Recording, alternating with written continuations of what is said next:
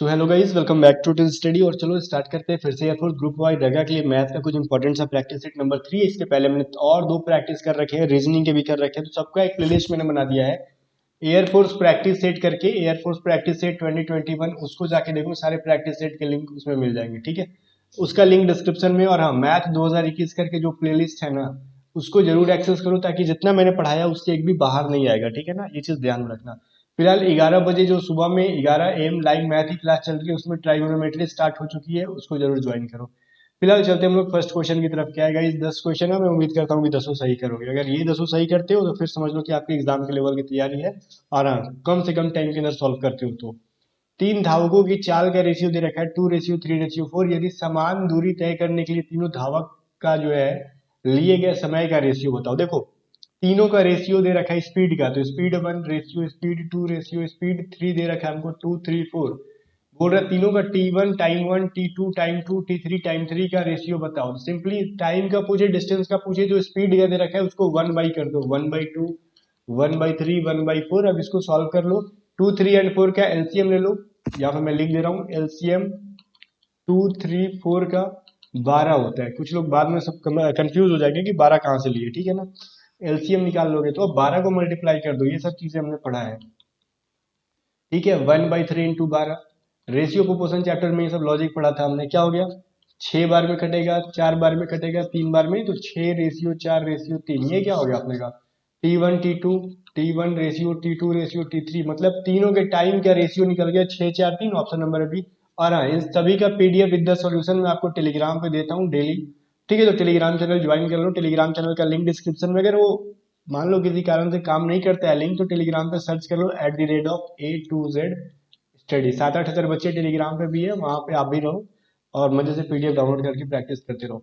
अभी second question है कि यदि सोहेल अपने घर से ऑफिस की ओर 16 किलोमीटर प्रति घंटे की चाल से जाता है तो वह 5 मिनट देर कर देता है। यदि वो 20 किलोमीटर प्रति घंटे की चाल से चलेगा तो कार्यालय में 10 मिनट पहले पहुंच जाता है। तो उसकी कार्यालय के डिस्टेंस बताओ, घर से उसकी ऑफिस कितनी दूरी पे है। तो गाइस देखो, यहाँ पे डिस्टेंस बराबर क्या होता है, स्पीड इंटू टाइम। दो स्पीड दे रखा है, दो टाइम दे रखा है, ठीक है। तो दोनों को इक्वल करो, हमने पढ़ा था ये। तो अगर 16 किलोमीटर प्रति घंटे की स्पीड से जाता है तो 5 मिनट लेट करता है वो, सॉरी 5 मिनट देरी हो रही है, तो मतलब 5 मिनट ज्यादा समय ले रहा है, प्लस करोगे। अगर वो 20 किलोमीटर के हिसाब से जा रहा है तो वो भाई साहब 10 मिनट पहले ही पहुंच जा रहे हैं, ठीक है। तो माइनस करो, 10 मिनट पहले ही पहुंच जा रहे हैं वो। अब सॉल्व करो, 4 के पहाड़ी से 16, 4 बार में, ये 5 बार में कट जाएगा 4 से। तो 4t प्लस में 20 is equal to 5t minus 50 आ गया। अब इस 5t को हम जब 4t को 5t के साथ भेज दो तो क्या हो जाएगा, t, because 5t minus 4t is equal to 60 बचेगा। और ये 50 को माइनस है उस साइड भेजोगे तो 50 प्लस 20 इज इक्वल टू 70। ये 70 मिनट्स हो गए भाई साहब। ये 70 मिनट के अंदर ये कंप्लीट कर रहा है, बट टाइम से हमको क्या लगना देना, डिस्टेंस निकालो। डिस्टेंस निकालने के लिए स्पीड इंटू टाइम। अब हमको टाइम पता चल गया, या तो आप इस वाले इक्वेशन को ले लो या फिर इस वाले इक्वेशन को। हम ले रहे हैं 16 माइनस टी प्लस 15, ठीक है। और ये क्या भाई, मिनट में है ना, तो इसको हम 60 से डिवाइड करके घंटे में चेंज कर लेंगे, तो 16। ये क्या होगा, 70 प्लस में 5 बटा में 60। तो मतलब इसको क्या लिख सकते हो आप लोग, 16 इंटू 75 बटा में 60। ये कितने से कट जाएगा, 15 चौके 60, 15 पचे 75, ठीक है। अब क्या हो जाएगा, ये 4 चौके 16, मतलब 5 चौके 20 किलोमीटर। डिस्टेंस आ गया घर से ऑफिस तक का 20 किलोमीटर। और ये हमने पढ़ा था पूरे चैप्टर के बीच में, ठीक है। तो ज्यादा डिस्टेंस मतलब डिस्कस करने की जरूरत नहीं थी। ऑप्शन नंबर बी आपका राइट आंसर है इसमें। अभी देखो क्वेश्चन 3 क्या कह रहा है, दो गाड़ियां एक दूसरे की तरफ 45, मतलब एक गाड़ी इधर है तो एक गाड़ी इधर जा रही है, एक दूसरे की तरफ जा रही है वो लोग। ये पहली जा रही है 45 किलोमीटर प्रति घंटे की स्पीड से, दूसरी आ रही है 63 किलोमीटर प्रति घंटे की स्पीड से, ठीक है ना। तो बोल रहे टकराने से 10 सेकंड पहले बीच की दूरी क्या थी। मतलब कहने का मतलब ये दोनों यहाँ आके टकरा रही है, तो दोनों को यहाँ आने में 10 सेकंड का टाइम लग रहा है। टकराने से मतलब नहीं है, यहाँ पे 10 सेकंड का टाइम ले रहा है दूसरे के पास आने का। तो पूछ रहा है उनका स्पीड निकालो। हमको देखो गाइज, डिस्टेंस निकालो, कितनी दूरी थी। हमको पूछ रहा है डिस्टेंस बताओ कितनी है, हमको स्पीड दे रखा है, तो हमको यहाँ पे रिलेटिव स्पीड निकालना होगा, ठीक है ना। हमने पढ़ा था रिलेटिव स्पीड क्या है, रिलेटिव स्पीड। अब दोनों एक ही डायरेक्शन में आ रही है, मतलब अपोजिट डायरेक्शन में आ रही है ना। एक कार इधर जा रहा है तो एक इधर आ रहा है, तो हम इस कंडीशन में जोड़ते हैं स्पीड को। तो 45 प्लस 63 क्या हो जाएगा, 5 3 8 6 4 10 किलोमीटर प्रति घंटा। एक सिंगल स्पीड निकल गया, रिलेटिव स्पीड, ठीक है। अभी टाइम दे रखा आपने को 60 सेकेंड्स, इसको घंटे में चेंज करने के लिए क्या करोगे, सॉरी 10 सेकेंड दे रखा है, ठीक है ना। घंटे में चेंज करने के लिए 2 बार 60 से मल्टीप्लाई करोगे 3600 से, क्योंकि सेकेंड, एक घंटे में कितना सेकेंड होता है 3600, ठीक है। अब ये किलोमीटर प्रति घंटे में है तो सेकेंड को हम लोग करेंगे ना, क्योंकि आपको पूछ रहा है किलोमीटर में डिस्टेंस निकालो इसलिए, ठीक है। तो किलोमीटर प्रति घंटे के हिसाब से तो पूछ रहा है डिस्टेंस, तो डिस्टेंस बराबर क्या होता है, स्पीड इंटू टाइम। स्पीड कितना है 108 किलोमीटर और टाइम है 10 बटा में 6, 60 इंटू 60, या फिर डायरेक्टली आप 3600 लिख सकते हो, बट कटाने में मजा नहीं आता है। ये 0 0 कट गया, ये 6 के पार्ट से कटाओ तो 6 8 6 48, ठीक है ना। तो 18 बार में कट गया, तो अब ये कितना हो गया गाइस, 18 बटा में 60, तो इसको डिवाइड दे दो आ जाएगा 0.3, ठीक है ना। कुछ करना नहीं था, 0.3 आपका राइट आंसर है गाइस। तो आई होप कि ये चीज क्लियर हो गया होगा, ठीक है ना। चलो अब देखते हैं जरा हम लोग अगला क्वेश्चन। राइट आंसर क्या था, सी था इसमें। अभी देखो क्वेश्चन नंबर 4 है, दो पाइप ए और बी किसी मतलब टंकी को खाली कर रहे हैं, सॉरी यहाँ पे दो पाइप पे खाली टंकी को क्रमशः 10 घंटे और 15 घंटे में भर रहे हैं। ए और बी का काम क्या है, खाली टंकी को भरना, प्लस वाला साइन इनके साथ, ठीक है। लेकिन पाइप सी एक अकेला जो है ना कि एक भरे हुए टंकी को 12 घंटे में खाली कर सकता है। तो दोनों पाइप ए तथा बी को खोल दिया जाए और 5 घंटे के बाद सी को खोला जाए, तो टंकी जो है कितने दिन कितने घंटों के बाद समय के बाद भरेगा। देखो गाइस, पूरे मान लो टोटल टाइम जो है वो x घंटा ले रहा है, x आवर ले रहा है, ठीक है ना।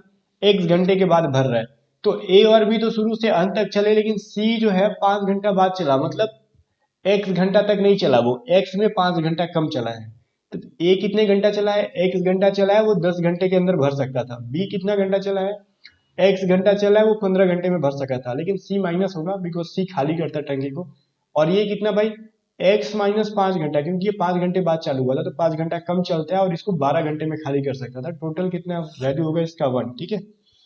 क्योंकि टंकी को भरने के बारे में पूछा जा रहा है, तो हमने पाइप एंड सिस्टम चैप्टर में पढ़ा था। अब देखो 10 12 और ये क्या है 15 का एलसीएम ले लो तो 60 हो जाएगा। तो क्या हो जाएगा 6x प्लस में 4x, ये माइनस 12 बचे 60, तो क्या हो जाएगा 5x, और ये माइनस माइनस प्लस हो जाएगा, तो प्लस 25 इज इक्वल टू 1, ठीक है ना। अब क्या होगा 6 4 10 और 10 में से 5 गया, 5x प्लस में 25 इज इक्वल टू 60, तो 5x बराबर क्या हो जाएगा भाई, उधर ले जाए घटा दो तो 35x का वैल्यू हो गया 7, सिर्फ 7 हो जाएगा। तो मतलब 7 आवर्स हो गया ये, ठीक है ना।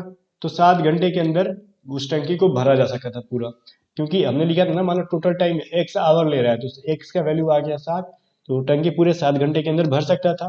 तो बस ये छोटा सा कैलकुलेशन था, कुछ था नहीं, हमने जो कि पाइप एंड सिस्टम चैप्टर में पूरा पढ़ा हुआ था, ठीक है। अगला क्वेश्चन देखो, नितिन मोहित से 5 गुना दक्ष है, ठीक है ना। नितिन का जो रेशियो है मोहित से 5:1 है, वो एफिशिएंसी की बात कर ले तो हम लोग एफिशिएंसी की है, ठीक है ना। एफिशिएंट है ये 5 गुना, ठीक है ना। यदि दोनों मिलकर 30 दिन में एक काम को पूरा कर सकते हैं, तो नितिन अकेले कितने दिनों में इस काम को पूरा कर सकता है, ध्यान से सुनो। ये एफिशिएंट है, ठीक है, बट हमको रेशियो निकालना है नितिन मोहित का डेज का, तो 1:5, मतलब ये डेज का रेशियो हो गया। डेज बोल लो या फिर वर्क बोल लो, ये एक दिन में कोई काम करेगा तो भाई साहब ये 5 दिन लगा देंगे, तभी तो ये 5 गुना तेज है ना नितिन, ठीक है ना। तो ये एक दिन के अंदर कर सकता है, तो बोल रहे हैं दोनों मिलके 30 दिन में कर सकते हैं। तो मान लो नितिन जो है 1x डेज में करता है, मोहित 5x डेज में किसी काम को कंप्लीट करता है। तो दोनों मिलके 30 दिन में करते हैं, तो दोनों को मिलने का क्या होगा 1x इंटू 5x बाई में 1x प्लस में 5x is equal to 30 days. अब ऊपर वाला क्या हो जाएगा 5x स्क्वायर मल्टीप्लाई होके ये क्या हो जाएगा 6x इज इक्वल टू 30। अब ये स्क्वायर का मतलब क्या हो जाएगा x इंटू एक्स, 2 बार x है तो एक x कट गया, ठीक है। तो क्या हो जाएगा इस 5 6 30, तो x का वैल्यू आ गया 36, ठीक है ना। तो आपका क्या पूछा था कि बताओ नितिन कितने दिन के अंदर काम को पूरा करेगा, तो नितिन का क्या था डेज 1x था, तो 1x में 36 को मल्टीप्लाई करोगे तो 36 ही आ जाएगा, ठीक है ना। और वही अगर पूछता मोहित का तो 5 में x का वैल्यू रख दो 36 आपका आंसर आ जाता। तो फिलहाल तो राइट आंसर अपना बी ही हो जाएगा यहाँ पे, ठीक है। चलो क्वेश्चन नंबर 6 क्या कह रहा है, एक वस्तु पर 20% छूट देने के बाद एक विक्रेता को 20% का प्रॉफिट हो जाता है, मतलब लाभ हो जाता है, ठीक है। यदि वस्तु का क्रय मूल्य 300 रुपए होता तो 25% की छूट देने के बाद वस्तु का विक्रय मूल्य क्या होगा। अभी यहाँ पे दो कंडीशन दे रखा है, पहला क्या सीपी कितना था उसका, क्रय मूल्य 300 रुपए था। पहला कंडीशन देखो 20% डिस्काउंट देने पे उसको 20% का प्रॉफिट होता है, तो प्रॉफिट हुआ 20% का, तो विक्रय मूल्य कितना होगा, 300 में 20% जोड़ दो, उतना उसका सेलिंग प्राइस हो जाएगा। तो 12×3 = 36, 360 रुपए था उसका सेलिंग प्राइस। तो मार्क प्राइस कितना होगा, जितने पे 20% डिस्काउंट दे दिया, मार्क प्राइस कितना होगा भाई। तो मार्क प्राइस निकालने के लिए हम लोग एक फॉर्मूला पढ़े थे क्या, उस फॉर्मूला को मैं लिख देता हूं यहाँ पे, आपने पढ़ा होगा अगर तो।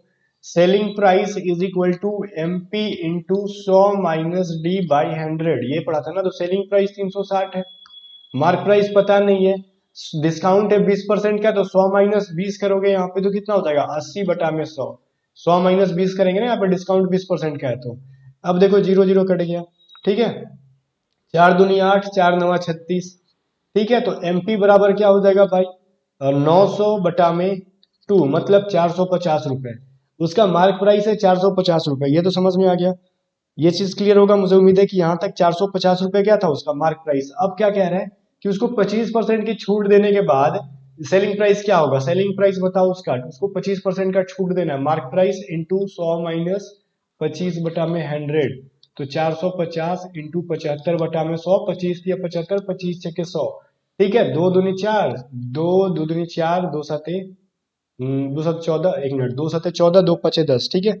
तो ये चीज यहाँ पे क्या हो जाएगा इस, मैं इसको फिर से कटा दे रहा हूँ, यहाँ पे 2 दूनी 4, 2 7 14, 2 5 10, ठीक है। ये हो जाएगा 275 इंटू 3/2।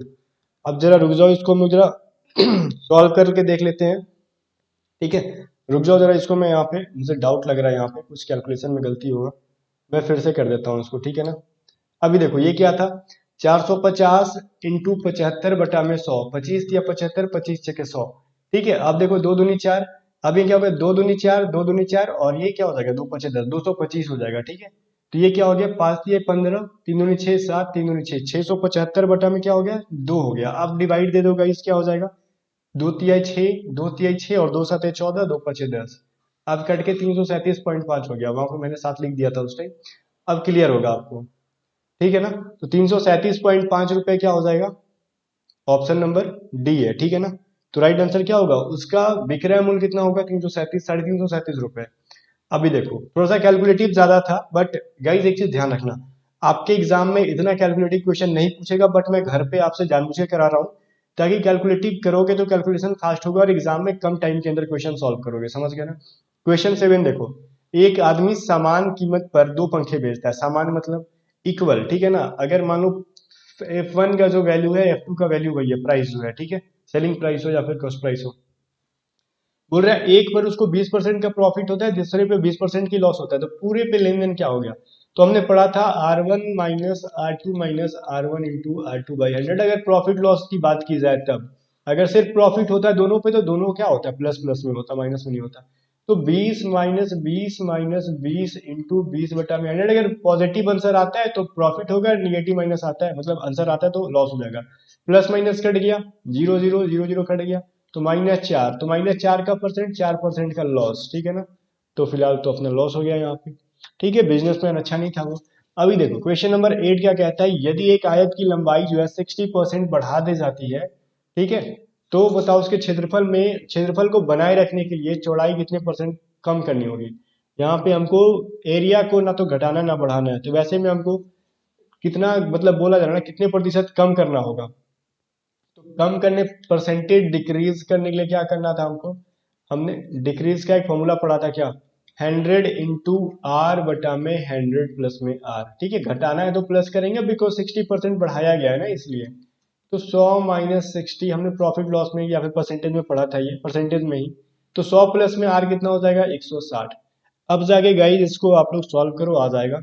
0 0 कटा सकते हैं, 2 तिहाई 6 8, ठीक है, 4 दूनी 8 25, तो 75/में 25 या 52, अब इसी को लिख सकते हो 37.1/2%, ठीक है। इतने प्रतिशत को, चौड़ाई को कम कर दो, उसका एरिया मेंटेन रहेगा, ठीक है ना। चलो क्वेश्चन नंबर 9 क्या कह रहा है, यदि P की आय का 40% Q की आय का 75% के बराबर है, तो Q की आय P की आय का कितने प्रतिशत है।